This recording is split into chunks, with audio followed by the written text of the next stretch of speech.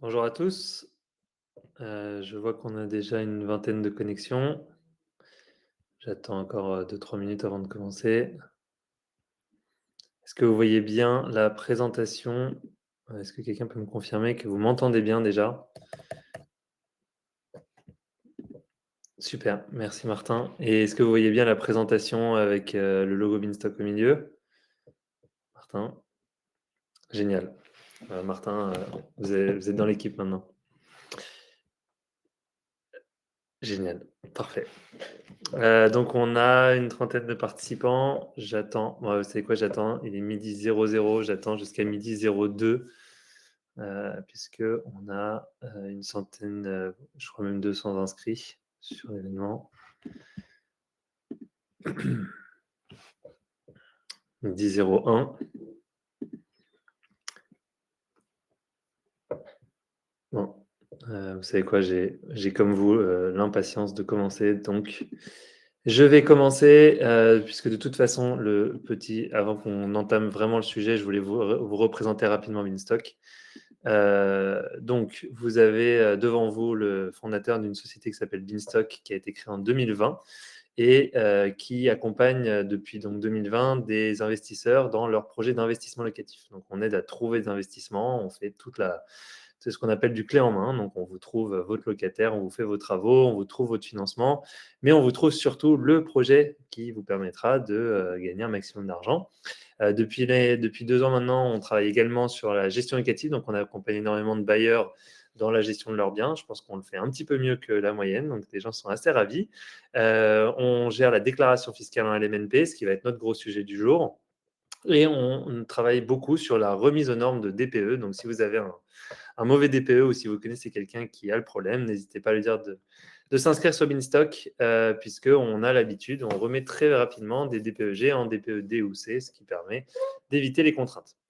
Donc maintenant, on arrive sur notre vrai sujet du jour, qui est le sujet de la réforme de la LMNP. Donc ce que vous avez peut-être vu passer, c'est ce nom, Anaïg Lemeur. Donc elle est députée dans le Finistère et elle est assimilée au Parti Renaissance, je crois, et elle a émis un rapport en juillet 2024 qui évoquait pour la première fois l'idée qu'il était impératif à ses yeux de réformer la fiscalité globale en location, donc pas juste en meublé, de façon générale. Alors à la base, le grand sujet de son rapport, c'est d'évoquer l'idée de la création d'un statut du bailleur privé, c'est elle qui l'a évoqué, qui se substituerait à ce qui s'appelait à l'époque le Pinel, et qui permettrait de relancer, de donner un rôle très spécifique à celui qui prend le risque, celui ou celle qui prend le risque d'acheter pour mettre en location, lui donner une forme de reconnaissance avec une fiscalité améliorée. Donc ça devait surtout travailler sur qu'est-ce qu'on fait avec le non meublé, puisque le meublé a son régime fiscal bien en place. Mais elle a également évoqué l'idée qu'il était impératif à ses yeux que le non meublé et le meublé redeviennent plus équivalents, puisque c'est vrai, il faut le dire, aujourd'hui, la location en meublé est extrêmement avantageuse et celle en non meublé est particulièrement désavantageuse. Et donc, elle a voulu suggérer l'idée qu'il fallait peut-être rapprocher les deux systèmes. Comme vous le savez, il y a deux options dans ces cas-là. Si on veut qu'un système moins bon se rapproche d'un système qui est bon, la première option, c'est de rendre le moins bon bon. Donc, on aurait pu opter pour juste aligner le non meublé avec le meublé et mettre en place la LMNP pour tout type d'appartement. Mais il y a aussi l'autre option, qui est de dégrader ce qui marche bien et de le rapprocher du moins bon. Et ça a été une des pistes qui a été évoquée à l'époque. Donc, à l'époque, il y avait deux pistes qui étaient mentionnées. La première qui était la réintroduction des amortissements dans le calcul de la plus-value. Donc, ce qui est vrai, c'est. Donc là, je parle spécifiquement pour le meublé, hein. Donc, l'idée, c'était, avant son rapport, on avait très clairement deux avantages fiscaux. Un sur le loyer, donc la possibilité d'utiliser des amortissements pour ne pas payer d'impôts sur ses loyers. Mais on avait également la possibilité de ne pas réintroduire ces amortissements au moment où on revendait le bien, ce qui constituait un énorme avantage fiscal. Et elle évoquait donc la possibilité d'abord de réintroduire les amortissements dans le calcul de la plus-value, ce qui semble relativement logique, soit dit en passant, puisque c'est vrai que les régimes fiscaux des loueurs meublés professionnels ou des SCI, même quand ils louent en meublé, avaient affaire avait l'obligation de réintroduire les amortissements, ce qui gonflait, et on le verra après, je vous donnerai un exemple, ce qui gonflait le montant de la plus-value à payer au moment de la revente. Mais elle évoquait également une deuxième piste, beaucoup plus engagée, beaucoup plus radicale celle-ci, qui consistait à limiter, voire à supprimer les amortissements, donc la possibilité d'amortir. Là, on parle d'une réforme plutôt violente qui en fait alignerait non pas le non meublé avec le meublé, mais l'inverse. Le meublé deviendrait du non meublé. Donc ça, c'était une hypothèse qui avait été évoquée rapidement, même elle n'en faisait pas l'hypothèse principale de travail.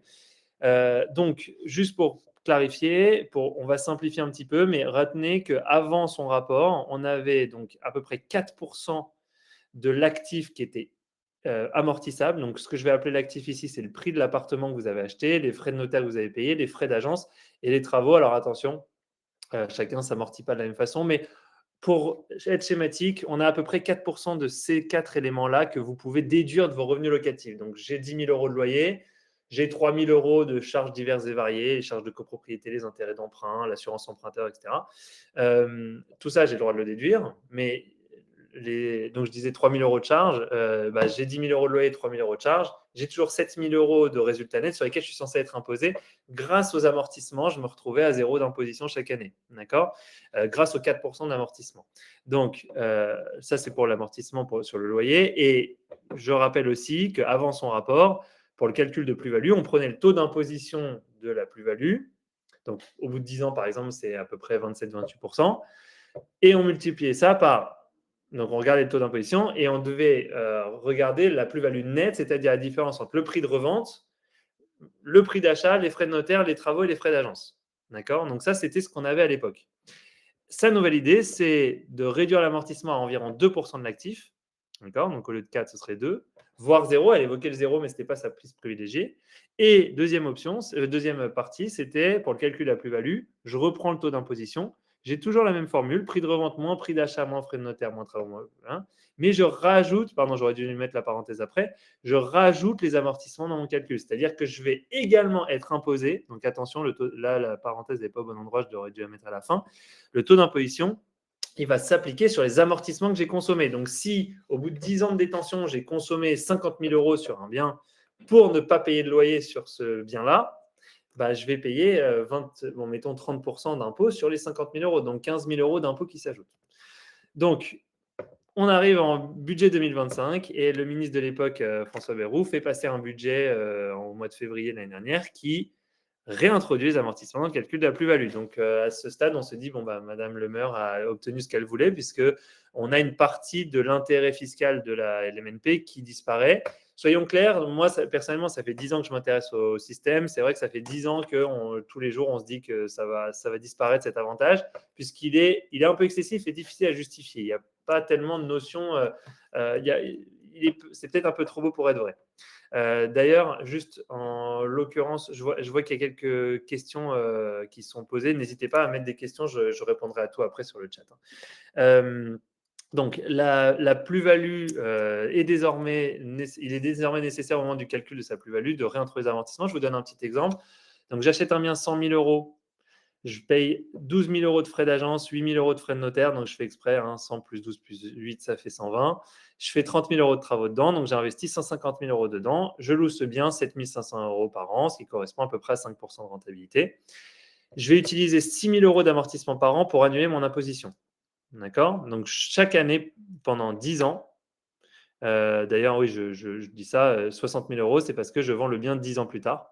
Donc, 10 ans plus tard, je revends le bien 180 000 euros, ce qui signifie que j'ai consommé 6 000 fois 10 égale 60 000 euros d'amortissement pour ne pas avoir à payer d'impôt. Donc, génial, pendant cette durée de détention, je n'ai pas payé d'impôt sur mes loyers, c'est génial. Et le 6 000 euros, il vient de 4% de 150.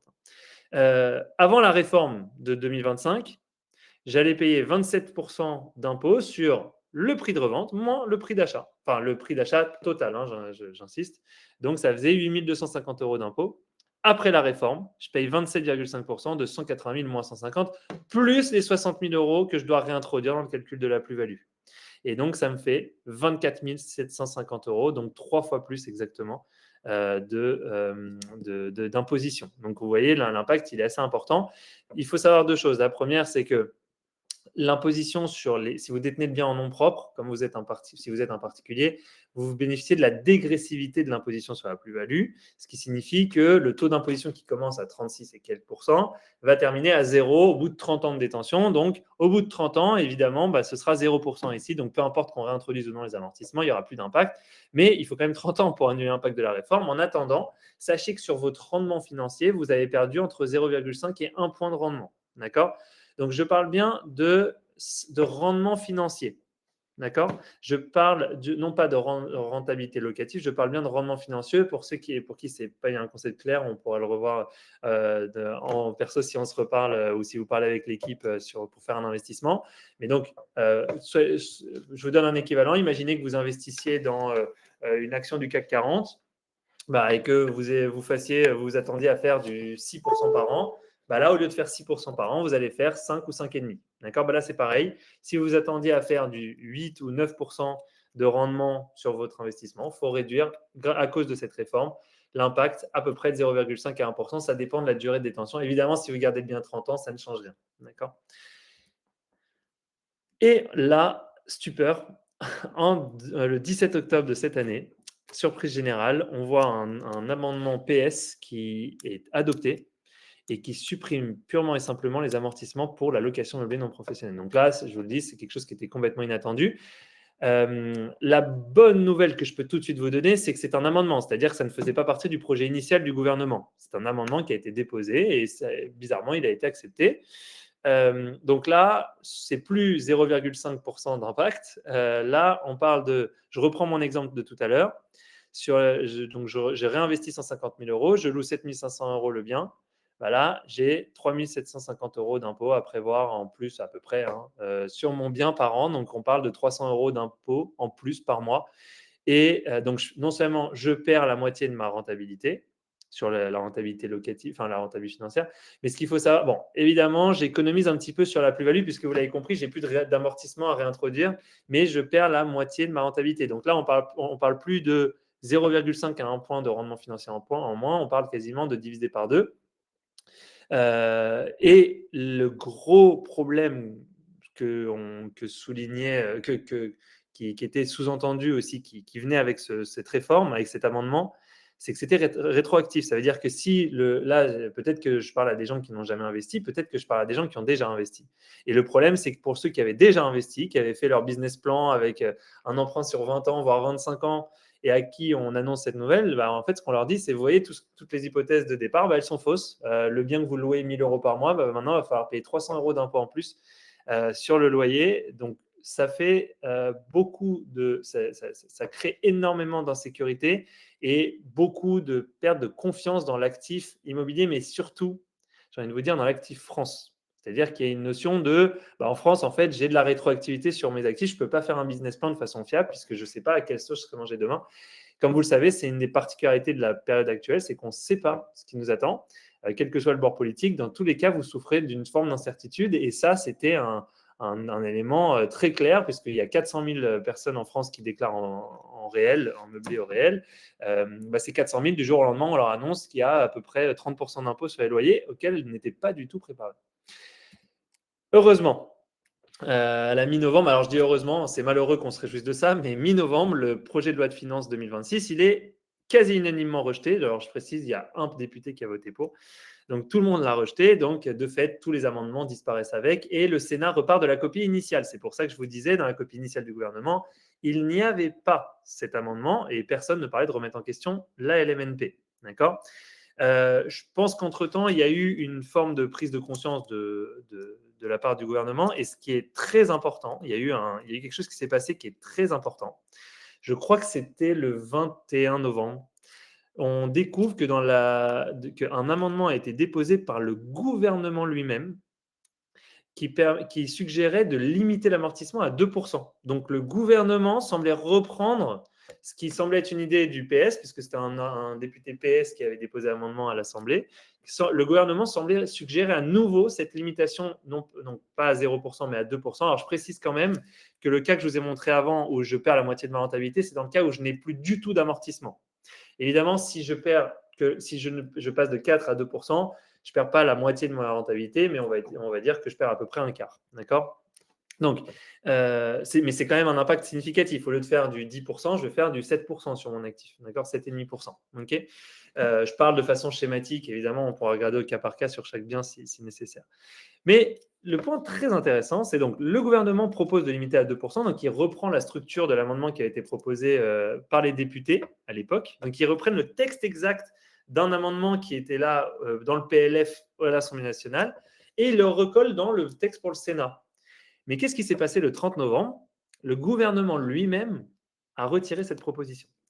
Ça veut dire qu'avant même que ce soit voté, avant même que le Sénat n'en débatte, l'amendement en question, il a été retiré. C'est-à-dire qu'il semblerait que le gouvernement qui avait voté en faveur de l'amendement en question à l'époque sur la suppression a lui-même décidé de ne plus travailler sur la question de la réduction de l'intérêt de la LMNP. Il faut savoir aussi, alors ça peut sembler anecdotique, mais ça ne l'est pas tout à fait, qu'on a un ministre du Logement qui est assez différent de ce qu'on a pu connaître par le passé, puisqu'il interagit beaucoup avec le terrain. Et j'ai notamment eu la chance d'échanger avec lui directement. Et je lui ai beaucoup parlé de l'effet délétère de la rétroactivité. Moi, je lui ai dit, vous pouvez faire tout ce que vous voulez. Dès lors que ce n'est pas rétroactif, a priori, c'est entendable. Vous ne pouvez pas dire à quelqu'un qui s'est endetté sur 25 ans, bon, désolé, en fait, les règles changent, puisqu'en plus, une des conséquences, d'ailleurs, que j'avais noté sur la slide d'avant, c'est que si demain, vous supprimez l'amortissement, il y a énormément de vendeurs, de bailleurs qui vont être obligés de vendre parce qu'ils n'ont plus les moyens de payer les impôts qui vont s'ajouter. Et ça risque de créer un vrai problème sur le marché. Donc, un grand nombre de biens qui arrivent sur le marché en même temps, des prix qui baissent, etc. Donc, ça peut faire des opportunités pour les acquéreurs, mais pour les vendeurs, pour le patrimoine des Français, pour la confiance, c'est très mauvais.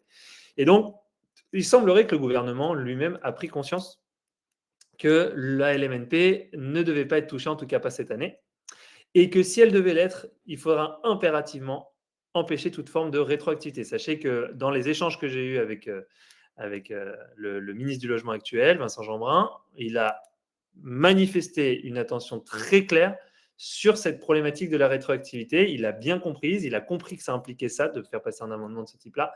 Et donc, on n'a plus aucune trace de cet amendement dans le texte qui sera soumis, qui sera retourné à l'Assemblée nationale.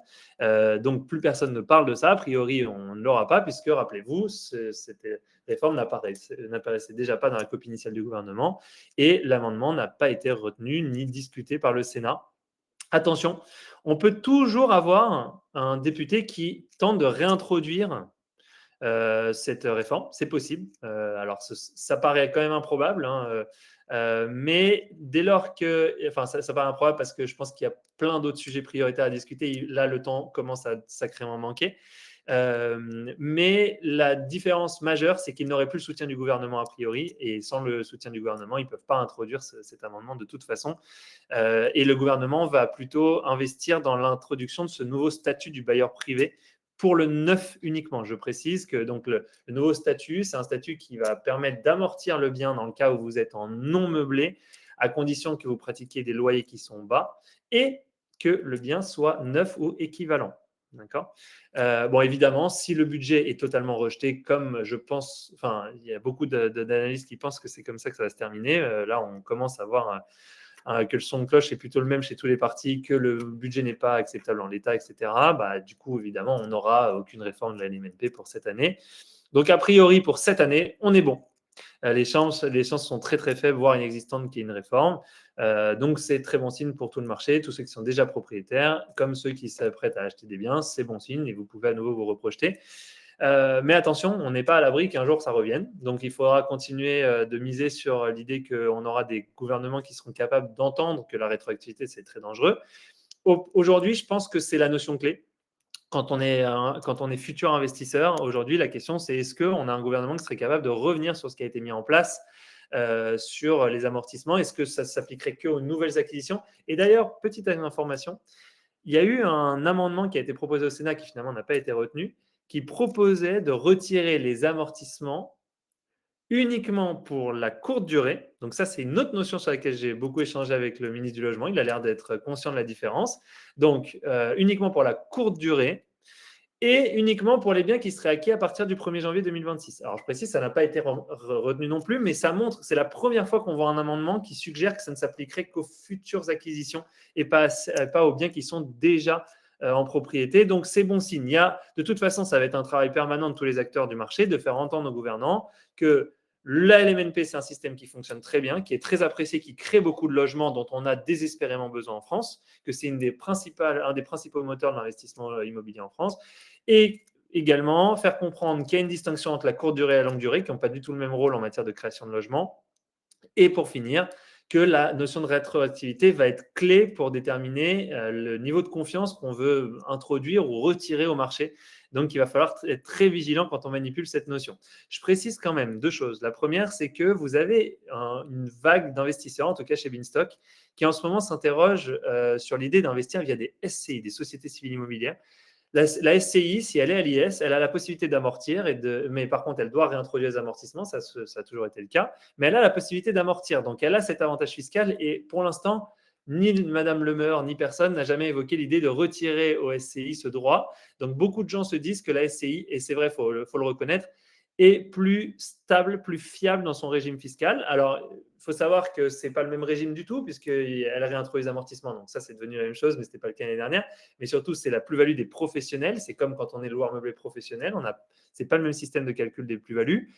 Et surtout, il y a un intermédiaire entre vous et le bien, qui est la société, qui a sa propre fiscalité et qui ensuite devra, si elle souhaite vous reverser de l'argent, subir une autre fiscalité. Donc, voilà, il faut peser les pour et les pour et les contre, mais c'est vrai que les SCI sont un objet beaucoup plus stable et que beaucoup d'investisseurs aujourd'hui y ont recours. Je vous donne un dernier chiffre, c'est qu'aujourd'hui, avec toutes les hypothèses qui ont été évoquées, donc les amortissements à 2% au lieu de 4%, ou le maintien des amortissements à 4%, on maintient toujours des rendements financiers qui sont entre 7 et 9% assez facilement sur les biens, en tout cas qu'on vend sur Beanstock, donc avec des rentes allocatives qui sont élevées et des effets de levier qui sont importants. Donc gardez à l'esprit, l'immobilier, ça tire l'essentiel de sa valeur du fait que vous prenez un crédit. S'il n'y a pas de crédit, ça devient un placement qui est bien plus compliqué à rentabiliser. Ça ne veut pas dire qu'il ne faut pas le faire, mais c'est un autre type d'investissement.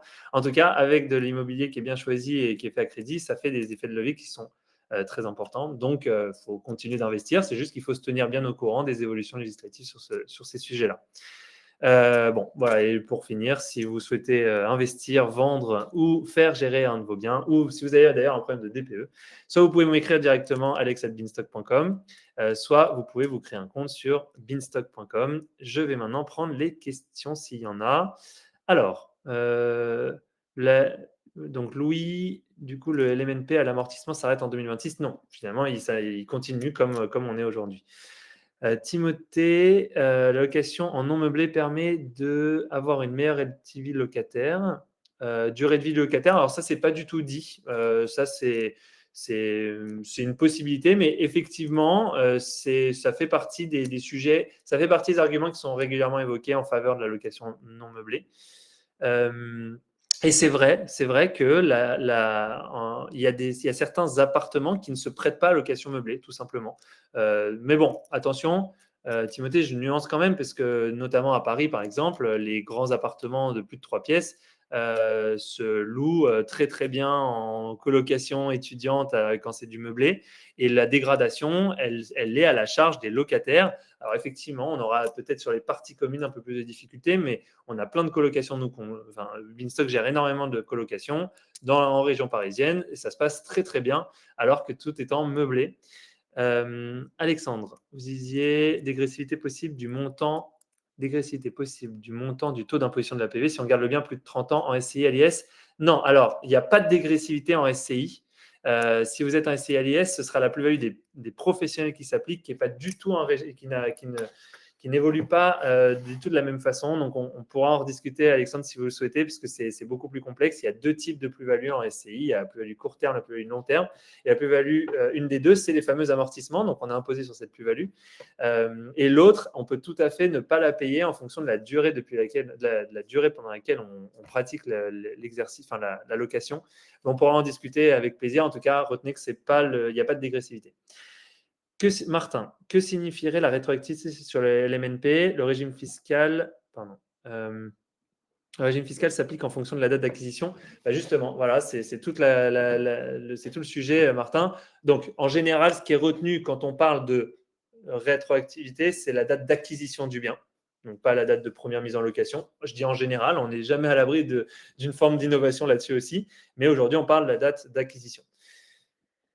Timothée, on a le rationnel des politiques de supprimer les avantages du LMNP et d'être autant assidu contre. Alors attention, il n'y a pas une majorité de politiques qui sont contre la LMNP. C'est juste qu'il y a. Alors je vais vous dire, le rationnel qui a été tenu par le député Iñaki, bref, le député qui a mis en place cet amendement, son raisonnement, c'est de dire il n'y a pas de raison.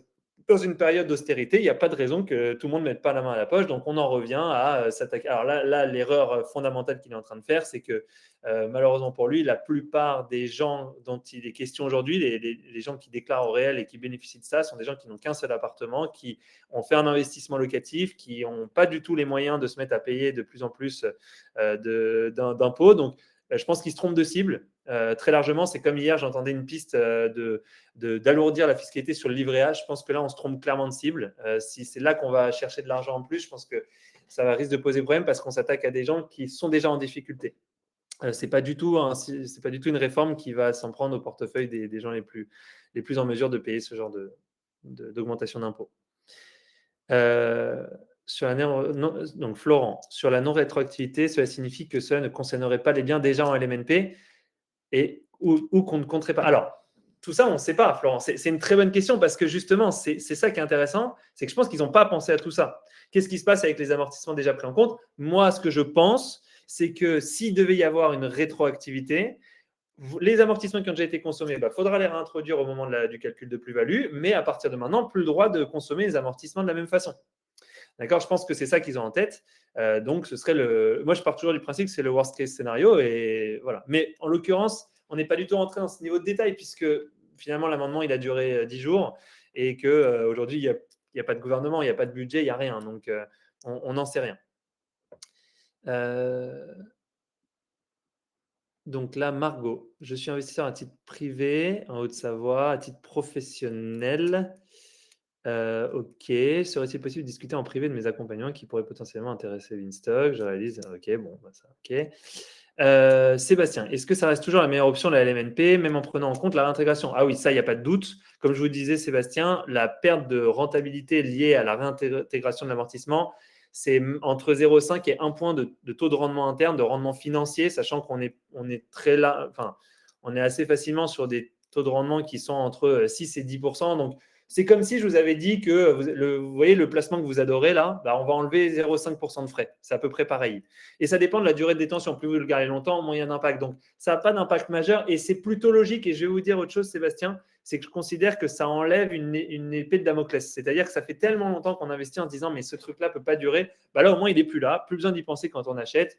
Bon, évidemment, je condamne toujours la rétroactivité. Je pense qu'ils auraient dû le faire que sur les nouvelles acquisitions. Ils ne l'ont pas fait.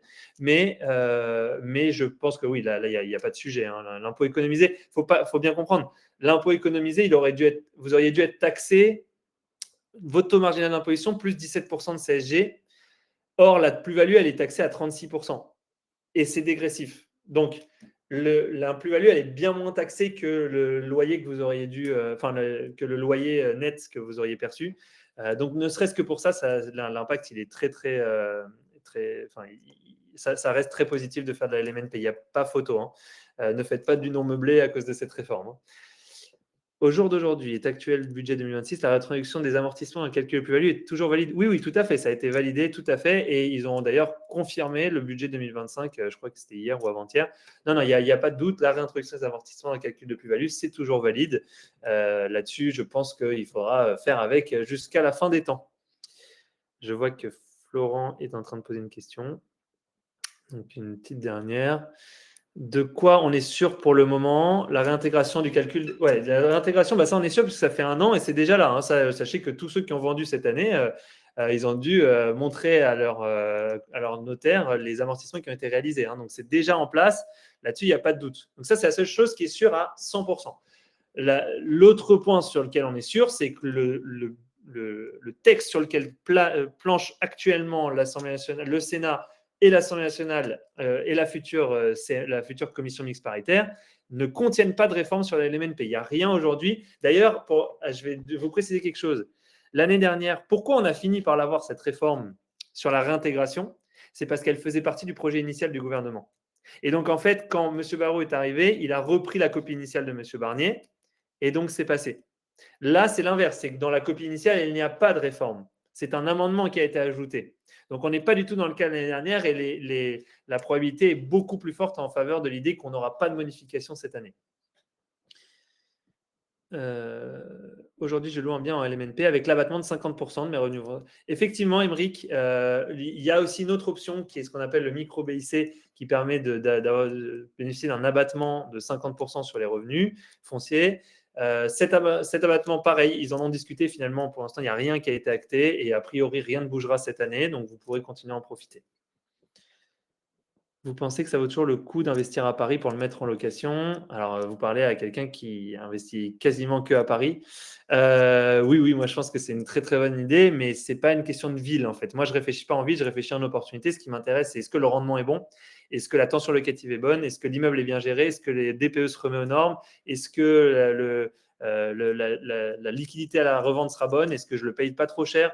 C'est tous ces points-là qu'il faut mettre ensemble. Parfois, les bonnes opportunités sont à Paris, parfois elles sont ailleurs. C'est sûr qu'à Paris, il faut un petit peu plus travailler pour trouver un bon rendement, mais on en trouve. En tout cas, sur Beanstock, on en trouve tous les jours et nos bailleurs sont ravis parce qu'ils ont à la fois le bon rendement et le côté très sécurisant de l'Île-de-France en matière de tension locative et de la liquidité à la revente, mais aussi de la façon dont sont gérés les immeubles. On pourra en rentrer un peu plus dans le détail si vous souhaitez en discuter en direct.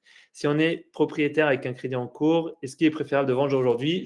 Là, actuellement, je ne connais pas le bien que vous possédez. Ça dépend du bien. Mais ce que je peux vous dire, c'est que la réponse n'est pas différente aujourd'hui de ce qu'elle aurait été il y a un an. Voilà. Si votre bien n'était pas bien il y a un an, il n'est toujours pas bien. Mais s'il est bien, a priori, il n'y a aucune raison de modifier vos comportements aujourd'hui. Ça reste. Et que vous ayez le crédit en cours ou pas ne change pas ma réponse d'ailleurs. Hein. Ça, c'est quelque chose qui n'est pas toujours bien compris, mais effectivement, ça ne change pas ma réponse. Pour le statut bailleur privé, ce sera les loyers du loc avantage. Alors, Louis, ça va être une référence. Effectivement, on n'a pas de précision, donc je ne vais pas m'avancer. Mais effectivement, on va s'approcher de ces loyers-là. Effectivement, pour l'instant, c'est une des pistes qui est envisagée. Mais pareil, on est tellement loin d'une adoption. Là, pour l'instant, c'est que des discussions. C'est un amendement qui a été d'ailleurs repris par le Sénat. Donc, la commission va en discuter, mais encore faut-il qu'on ait un budget. Et je pense qu'on aura plein de précisions qui vont arriver petit à petit parce qu'on n'est qu'au début de cette histoire de bailleur privé. Sachez que globalement, les professionnels ne sont pas ravis de ce nouveau statut, alors que le gouvernement a l'air plutôt content de lui. Donc, je pense que les discussions sont qu'au début. Martin, sur la réintroduction des amortissements dans le calcul de la PV, de la plus-value, cela s'applique quelle que soit la date d'acquisition? Oui, malheureusement, parce qu'ils ont mis en place une forme de rétroactivité. Ils ont accepté la rétroactivité totale. Sébastien, c'est quoi la meilleure ville pour investir? Comme je le disais, il n'y a pas de meilleure ville. Par contre, il y a des critères qui doivent être respectés, quel que soit le bien dans lequel vous investissez.